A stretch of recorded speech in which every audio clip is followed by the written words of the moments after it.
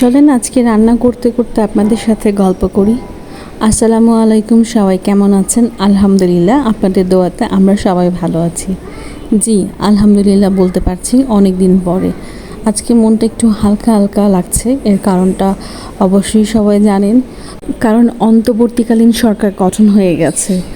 যে নিরাপত্তাহীনতা আমরা ছিলাম সেটা এখন কিছুটা হলেও আস্তে আস্তে দূর হচ্ছে। রাত্রে যে চোরের ভয়, ডাকাতির ভয় ছিল, এলাকাবাসী ছাত্ররা মিলে রাত জেগে জেগে পালাক্রমে পাহারা দিচ্ছে। আলহামদুলিল্লাহ, এই জন্য এক নতুন বাংলাদেশের আভাস।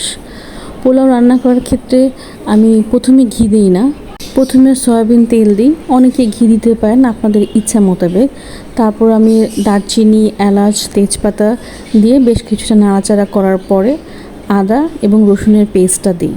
দেওয়ার পর লবণটা দিতে হয় চালের ভিতরে, দিলে ভালো হয়, কিন্তু আমি যখন নাড়তে হয় তখন থামিয়ে যে লবণটা দিতে হয় ওটা অনেকটা সময় ভুলে যাই। এজন্য আমি আগেই লবণটা দিয়ে রাখি যাতে ভুলে না যাই। আমি আপনাদের সাথে আজকে অনেক দিন পরে কথা বলতে পারছি দেখে আমার ভালো লাগছে।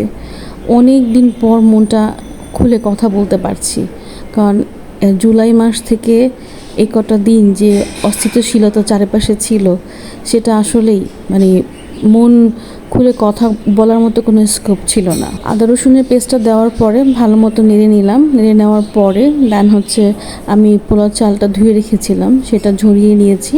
তারপর পোলাও চালটা দিয়ে বেশ কিছুক্ষণ নাড়াচাড়া করে নিলাম। যখন দেখবেন পোলাও চালটা আধা আধা হয়ে গিয়েছে তখন আপনারা পানি দিবেন। আপনাদের চাল যদি হয় 1 পট 2 পট পানি দিবেন। বাট পোলাও চালটা কেমন সেটাও বুঝতে হবে। অনেক ক্ষেত্রে দেখা যায় কি পোলাও চালটা তাড়াতাড়ি সিদ্ধ হয়ে যায়, সেক্ষেত্রে আপনি 1 পট যদি চাল হয় আপনার, সেক্ষেত্রে 1 পট ফুল দিয়ে আরেক পট ফুল না দিয়ে অল্প একটু কম দিবেন। যদি আপনি লিকুইড দুধ ব্যবহার করেন সেক্ষেত্রে পানির পরিমাণটা ব্যালেন্স করে দিতে হবে। আমি অবশ্যই এখানে একটু গুঁড়ো দুধ দিতে চেয়েছিলাম, কিশমিশ আর বাদাম দিতে চেয়েছিলাম, কিন্তু যেহেতু ছেলেকে দিব, ছেলে পোলাও চালের ভিতরে কিশমিশ আর বাদামটা পছন্দ করে না। আর নর্মালি আমি সরাসরি গুঁড়ো দুধ এভাবে দিই না, তো এই জন্য এগুলো অ্যাভয়েড করে আজকে নর্মালভাবেই পোলাওটা রান্না করেছি যাতে ছেলে খেতে পারে। পোলাওটা হয়ে গেছে মোটামুটি আমার।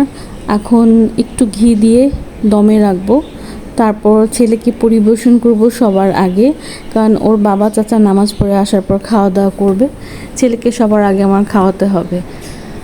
দেশে এখন একটু হলেও হালকা হালকা স্বস্তি ফিরে আসছে।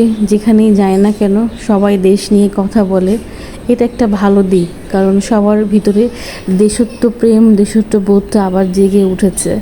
সবাই দেশকে নিয়ে এখন চিন্তা করে, কথা বলতে পারে। এটা অ্যাটলিস্ট একটা পজিটিভ দিক। সবাই ভালো থাকবেন, সুস্থ থাকবেন এই কামনা করি। সুন্দর বাংলাদেশের অপেক্ষায় আছি আলহামদুলিল্লাহ।